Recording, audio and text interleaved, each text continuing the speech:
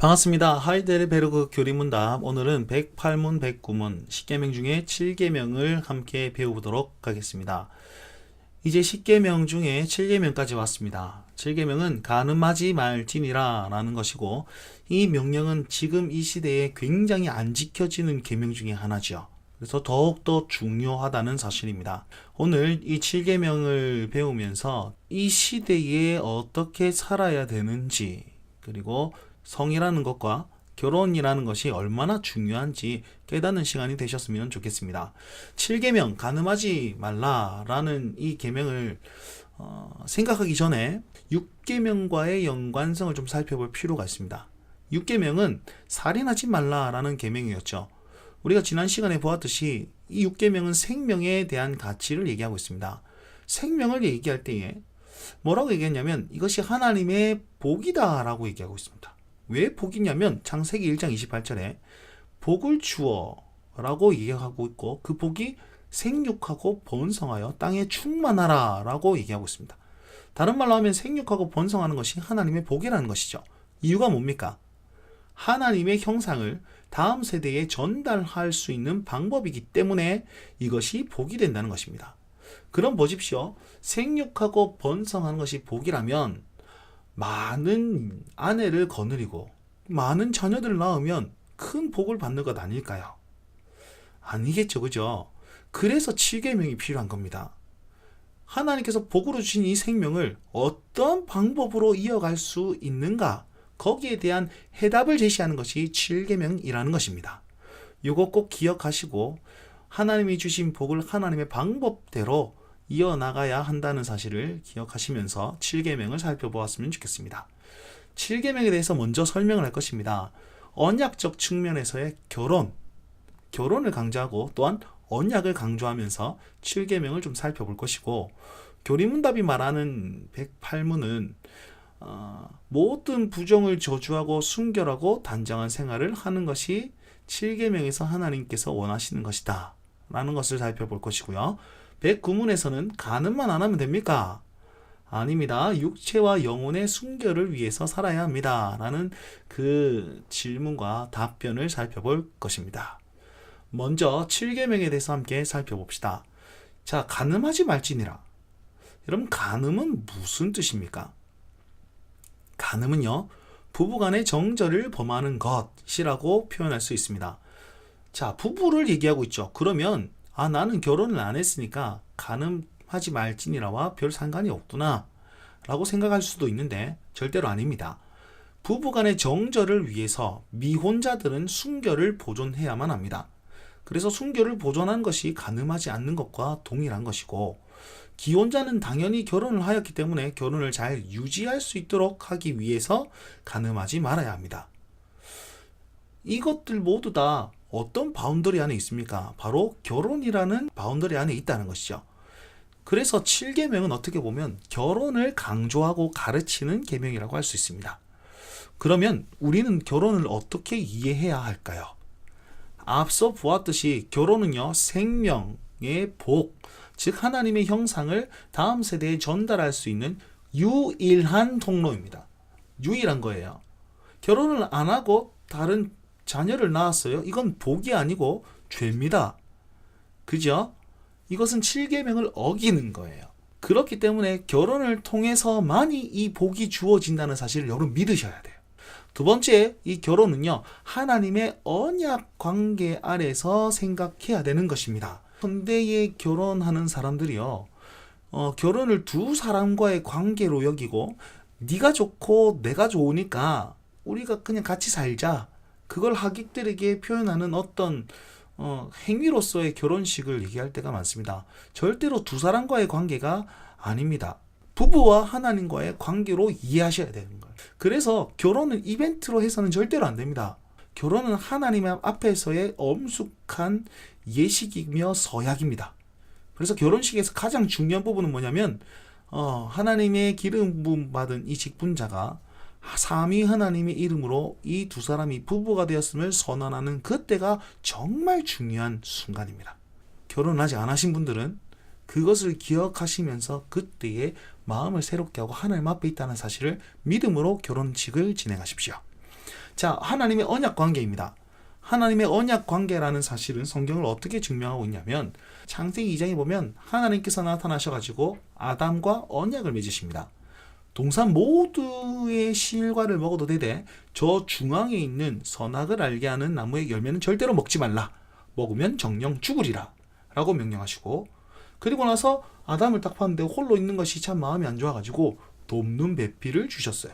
결혼을 시켰단 말이죠. 자, 이 돕는 배필이란 말은 뭐냐면 그냥 내 단점을 제가 보완해준다. 저 사람의 단점을 내가 보완해준다. 그런 뜻이 아니고요. 하나님의 언약을 돕는 관계라는 의미에서 하나님께서는 돕는 배필이라고 표현하였단 말이죠. 저 동산 중앙에 있는 저 나무를 아담 혼자 있었으면 저거 굉장히 먹고 싶다 그러면 실천할 수 있잖아요. 말려주는 사람이 없으니까. 그래서 돕는 배필을 딱 붙여가지고 그 마음이 생길 때 서로 말려주라고 붙여준 거예요. 하나님의 의도는 뭐냐면 이 두 사람으로 말미암아서 언약을 잘 지키라고 결혼을 허락하셨단 말이에요. 그래서 먼저는 언약이고 언약이 중요하기 때문에 결혼하는 거예요. 지금도 마찬가지입니다. 그냥 남자와 여자가 좋아서 결혼한 게 아니고요. 두 사람이 한 몸을 이룸으로 말미암아 하나님의 언약을 더 잘 지킬 수 있도록 하기 위해서 가정을 만드신 거예요. 요거 꼭 기억하십시오. 결혼하신 분들 다시 한번 우리의 결혼이 하나님의 언약 아래 있다는 사실, 그리고 하나님과의 그 관계를 잘 유지하기 위해서 결혼했다라는 사실을 좀 기억하시고 가정을 잘 이끄셨으면 좋겠습니다. 두 번째, 이 하나님의 언약 관계를 신약 성경은 뭐라고 했냐면 그리스도와 교회의 관계로 설명하고 있습니다. 에베소서 5장 22절 25절을 보면 아내들아 남편들에게, 남편들아 아내들에게 이렇게 쭉 얘기하고 난 다음에 뒤에 가서는 이는 그리스도가 교회를 사랑한 것 같이 라고 얘기하면서 그리스도와 교회의 관계가 남편과 아내의 관계가 동일하다는 사실을 딱 얘기하는 거예요. 여러분 이거 보세요. 부부가 있어요. 남자와 여자 다른 사람과 다른 사람인데 결혼함으로 인해서 한 몸이 됩니다. 그리고 교회를 보십시오. 각기 다른 사람이 쭉 모였는데 예수 그리스도로 말미암아서 한 몸이 되었대요. 그리고 보십시오. 하나님이 계신데 성부, 성자, 성령 각 위격이 따로 존재하시는데 그분이 한 몸으로 존재하신대요. 여러분 뭔가 통일성이 있지 않습니까?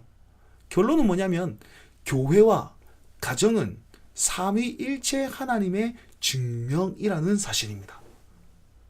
그리고 결혼이라는 것만 생각해 봅시다. 결혼함으로써 하나님이 이렇게 존재하시는구나를 우리가 서로 한 몸을 이루면서 증명해내고 하나님의 바른 형상을 회복해 나가고 더 나아가서 교회의 모습이 우리 가정의 모습과 같습니다 라는 사실을 또한 결혼을 통해서 증명해낸다는 것입니다. 그래서 결혼은요 하나님의 형상을 나타내는 것, 그리고 교회의 모습을 나타내는 것, 요거 기억하세요. 이것이 하나님께서 원하시는 언약 아래에 있다는 겁니다. 이해가 되십니까? 꼭 기억하시고 믿으셨으면 좋겠어요. 그래서 결혼은요 언약적이며 하나님과의 관계적입니다. 그렇기 때문에 이 결혼을 파괴하는 간음은 혼전순결을 범하는 것, 음행, 동성애, 이혼, 모든 것, 결혼 외의 모든 부적절한 관계들은요 그냥 사람과의 관계를 끊는 것이 아니고 하나님의 형상을 파괴하는 것이 되는 것이고 하나님과의 관계를 끊어버리게 만드는 것이 이것이라는 거예요. 그래서 7계명이 중요한 겁니다. 신자는요 바른 결혼 생활을 통해서 하나님의 관계를 증명합니다. 그리고 바른 교회의 모습도 보일 수 있습니다. 이 사실을 믿고 결혼을 잘 준비하시고 결혼을 잘 이어가시면 좋겠습니다. 108문을 보도록 하겠습니다. 7계명에서 하나님께서 원하시는 것은 무엇입니까? 108문 답에 보시면 모든 부정이라고 얘기하고 있습니다. 모든 부정은 어떤 것이 있을까요? 우르시누스라는 사람이요 하이델베르크를 만든 세 사람 중에 한 분이신데 그의 해설서를 보니까 마귀로부터의 부정이 있다. 그것은 동성연애, 짐승과의 성행위, 트랜스젠더 같은 하나님의 창조 원리를 뒤엎고 하나님의 권위에 도전하는 것, 이것은 마귀로부터의 부정이다라고 설명을 하였고요. 그 다음에 인간은 부패로부터의 부정이 있는데 혼전 성관계, 이것은 미혼자와 미혼자의 범죄, 이혼, 그 부부간의 범죄, 그 다음에 간통, 기혼자와 기혼자의 범죄, 매춘, 성추행, 성폭행, 이것들은 다 인간의 부패로 나타나게 된 그런 부정들이고, 마지막으로 부패한 성향들이 있는데 음란물을 보거나 노출, 불순한 독신, 나는 여러 남자를 그냥 만나면서 즐기면서 살래, 나의 인생은 한 여자에게 투자할 수 없어, 이런 불순한 독신, 그 다음에 육체를 과시하는 모든 성향들, 외모 지향적인 가치관들, 이런 모든 것들이 모든 부정 아래 속하는 것입니다. 우리는 이런 모든 것을 끊어버려야 합니다. 그리고 순결하고 단정한 생활을 해야 합니다. 모든 덕이라고 표현을 했는데 그 안에는 순결이 포함되죠. 순결이 무엇입니까? 영혼과 육체의 순전함을 기여하는 덕. 이것을 교리문답 뭐라고 표현하냐면 거룩한 혼인관계에 있든지 독신으로 있든지 이걸 순결이라고 얘기하는 겁니다. 여러분 결혼했다고 해서 불결한 것 아닙니다. 결혼은 하나님께서 주신 성생활이기 때문에 이건 순결한 거예요. 그리고 나는 예수님과 결혼했으니까 다른 배우자를 두지 않고 내 인생을 주님 위해서 살래. 이거 굉장히 순결한 독신 생활로 얘기할 수 있지요.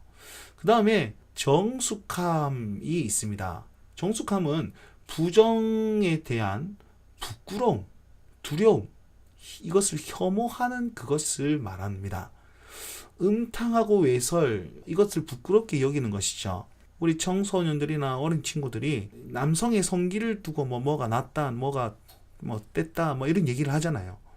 그런 얘기들이 어떤 사람은 아무렇지 않게 하는데 어떤 사람은 여기에 대해서 부끄러움과 수치스러움을 느낄 수 있다니까요. 이것들을 부끄럽게 여길 수 있는 마음을 주시는 게 하나님이라는 사실을 기억하십시오. 마지막으로 절제가 있습니다. 장소와 시기나 처지에 어울리는 행동이 절제입니다. 내가 너를 사랑하기 때문에 우리 마음대로 해도 돼. 아닙니다. 절대로 아닙니다. 하나님 원하시는 것, 성령의 9가지 열매 중에도 절제가 들어있잖아요. 그래서 무절제함, 중독, 사치, 지나친 절제도 절제를 안 하는 것이 되는 겁니다. 그래서 이런 것들은 금하는 것이기 때문에 우리의 생활이 이렇게 해야 됩니다. 교리문답을 보면 모든 부정은 하나님의 저주 아래에 있습니다. 따라서 거룩한 혼인관계라고 얘기하면서 거룩을 얘기하고 있죠. 이 모든 것이 거룩한 거예요. 그래서 우리는 저주에서 거룩함으로 나아가기 위해서 노력해야 됩니다. 어떻게 해요? 어떻게 노력하면 됩니까? 마음으로부터 미워하고 순결하고 단정한 생활을 해야 합니다. 라고 교리문답은 가르쳐주고 있습니다. 마음으로부터 미워한대요. 여러분 저 부패한 성향들 보십시오. 이건 뭐냐면 마음의 죄예요. 생각의 죄란 말이죠. 방향성의 죄입니다. 그래서 방향성을 올바르게 해야 돼요. 저런 마음이 들 때 이건 하나님 주신 마음이 아니야 라고 마음을 굳게 이렇게 정리를 하고 거룩한 것으로 향할 수 있도록 여러분은 경건을 훈련을 하셔야 되고요. 행동, 순결하고 단정한 생활, 행동을 말하는 거잖아요. 그래서 생활 속에서 실천함으로써 이것을 나타내야 한다는 것입니다. 이 모든 훈련들을 함으로써 우리는 모든 부정에 대한 저주를 끊어버리고 거룩한 삶을 살아갈 수 있습니다. 자, 그렇다면 행동 말고 왜 마음까지 얘기를 했을까요? 그것에 대한 답이 109문에 있습니다. 하나님께서는 이 계명에서 간음 또는 그와 같은 부끄러운 죄만 금하십니까? 더 쉽게 얘기하면 행동만 안 하면 됩니까? 라는 거죠. 여기에 대해서 이렇게 얘기하고 있죠. 모든 부정, 즉 저주를 행동만 안 하는 것이 아니고 우리는 오히려 거룩한 덕, 단정한 생활을 추구해야 합니다. 이건 앞에서 배운 것과 똑같죠. 그죠? 그 이유가 무엇입니까? 109문 답에 보시면 이렇게 얘기하고 있습니다. 우리의 몸과 영혼이 모두 성령님의 전이기 때문입니다. 라고 얘기하고 있죠. 몸만 성령님이 임하신 게 아니고요. 우리 영혼까지 성령님이 임하신 거예요. 그러니까 영혼이 작용하는 그 모든 것들도 거룩해야 된다는 거예요. 생각과 마음, 그 모든 것들을 거룩한 쪽으로 이끌어 나갈 수 있어야 하기 때문에 우리는 마음으로부터 이것을 미워해야 한다는 것입니다. 그래서 보시면 성령님의 전이기 때문에 우리가 몸과 영혼의 순결하고 거룩한 것을 지켜야 됩니다. 그리고 모든 부정한 것을 금해야 됩니다. 모든 부정을 금지해야 되고 몸과 영혼의 순결과 거룩을 지켜야 한다는 것입니다. 그 범위가 어디라고요? 범위가 몸과 영혼. 이것을 이렇게 표현합니다. 마음과 생각과 행동. 초록색 글씨를 보시면 모든 부정한 행동이나 몸짓, 말이나 생각이나 욕망 또한 그리고 유혹하는 모든 것. 이것이 여기 다 포함됐죠. 행동, 생각, 마음. 다른 말로 하면 몸과 영혼. 이 사실을 꼭 기억하시면서 우리의 몸과 영혼, 마음과 생각과 행동이 다 성령님 아래에 있고 성령님이 거하시는 처소이기 때문에 모든 부정한 것을 금지하고 순결과 거룩을 지켜나갈 수 있도록 마음으로부터 미워하고 또 모든 행동을 바르게 함으로써 거룩을 유지할 수 있어야 합니다. 모든 것들이 우리의 능력으로 될 수는 없어요. 그렇기 때문에 기도하면서 성령님을 의지해야만 하는 것입니다. 이 사실을 기억하며 결혼이 왜 그렇게 중요한 것인지, 간음이 왜 그렇게 위험한 것인지 꼭 기억하시면서 우리 삶에 거룩을 추구하고 하나님의 형상과 교회를 잘 세워나갈 수 있는 그런 결혼 관계가 되었으면 좋겠습니다. 생각해 볼 질문으로 함께 복습해 보도록 하겠습니다. 7계명은 결혼과 관련되어 있는 명령입니다. 결혼은 관계를 중요시 여기는데 교리문답은 누구와의 관계가 더 중요하다고 가르치고 있습니까? 신랑 신부의 관계는 아니라고 했습니다. 그리고 결혼이 의미하는 두 가지 강조점 뭡니까? 두 번째, 7계명은 모든 부정에서 벗어나 거룩함을 추구하며 살라는 내용이 주된 내용입니다. 그것을 가능하기 위해서 우리는 무엇을 해야 될까요? 뭐를 미워하고 뭐를 어떻게 하라 그랬죠? 세 번째, 7계명의 적극적인 명령은 더 순결하고 거룩하게 되는 것입니다. 그 근거가 무엇입니까? 그리고 거룩하게 되어야 되는 범위는 어디까지인가요? 두 가지를 얘기했고 그 근거는 그 두 가지가 뭐 아래에 있다고 얘기했습니다. 7계명은 일반적 적극적인 명령을 기억하면서 이제 개인 생활에서 우리 간음에 해당하는 행위나 생각들이 무엇이 있는지 여러분 적용해 보시고 결단해 보셨으면 좋겠습니다. 아마 결단한 내용이 많을 것이라 생각됩니다. 그렇기 때문에 더욱더 하나님 앞에 다시 한번 결단하고 기도함으로써 우리 이 소중한 하나님의 계명을 잘 지키고 언약 아래에서의 삶을 실천하며 진리를 누릴 수 있는 여러분 되셨으면 좋겠습니다. 여기까지 7계명 함께 배웠습니다. 감사합니다.